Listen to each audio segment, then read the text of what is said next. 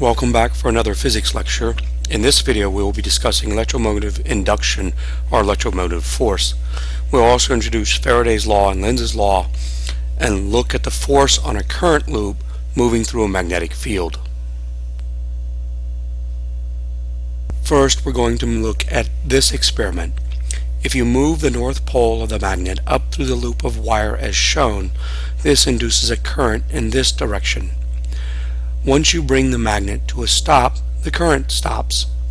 If you then begin moving the magnet back down, as in step B, it then causes a current to flow in the opposite direction. If you repeat the experiment, it shows in step C and D with the south pole, the currents induced are opposite to directions of those induced by the north pole. As shown in E, every time you bring the magnet to a stop, the current stops.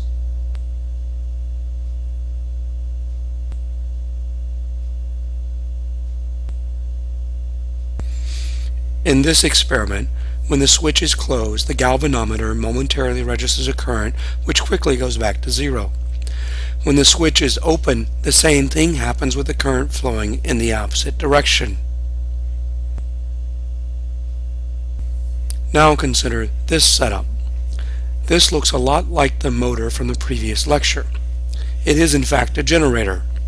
Generators are really nothing more than electric motors run backwards.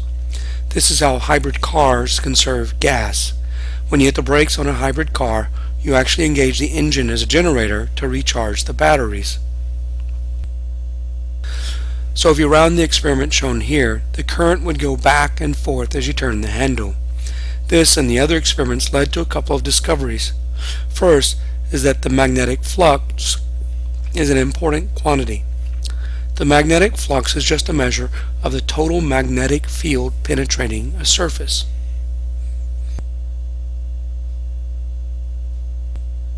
For the setup in this picture, the magnetic flux is just phi b equals the magnetic field times the area of the loop times the cosine of the angle the loop makes with the magnetic field.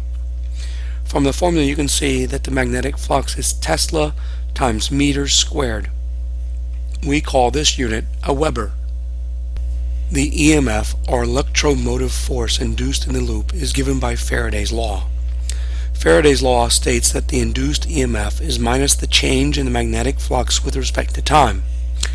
If there are N loops, then this would simply add a factor of N, as shown here. The minus sign is a result of what we call Lenz's law. Lenz's law states that the induced EMF creates a current that opposes the change in magnetic flux, i.e. induction opposes any change in flux. In this picture, a rectangular loop of wire is being pulled out of a uniform magnetic field with a velocity v. The area of the loop still in the magnetic field is given by x times L. So the magnetic flux in the loop is B times X times L.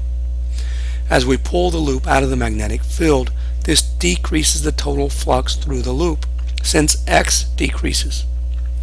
The induced EMF is then minus B times L times the change in X with respect to time. Because X gets smaller with V, our velocity can be written as minus the change in X with respect to time. This means the induced EMF is B times L times V.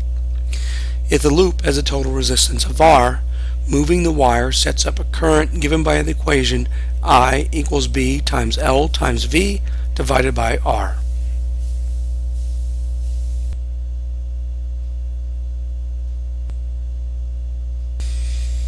For positive velocity, the flux through the loop decreases with time, i.e. there is less and less of the loop in the magnetic field. By Lenz's law, the flow of current is such that it opposes the change in flux. Since the flux is decreasing, this means the induced current produces a magnetic field in the same direction as the external magnetic field.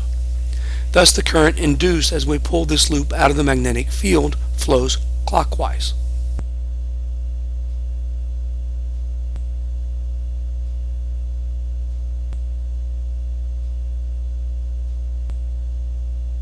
If my right thumb is along the direction of the current, my fingers wrapped around the wire indicate the direction of the magnetic field inside the loop. With a clockwise current, the magnetic field direction is into the page. Another way to look at this is by wrapping the fingers of your right hand around the loop in the direction of the current flow. Then your thumb points in the direction of the magnetic field inside the loop.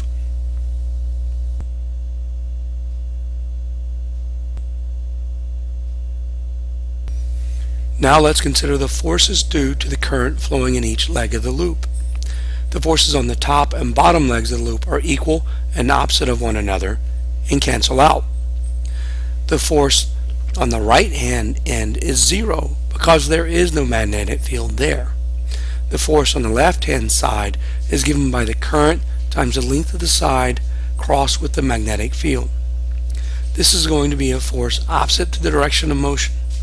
By the right hand rule, L cross B is in the opposite direction to the velocity.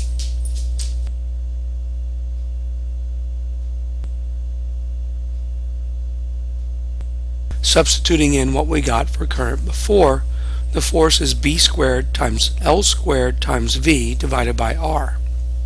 The power, back from kinematic studies, is the force times the velocity, or B squared times L squared times V squared over R.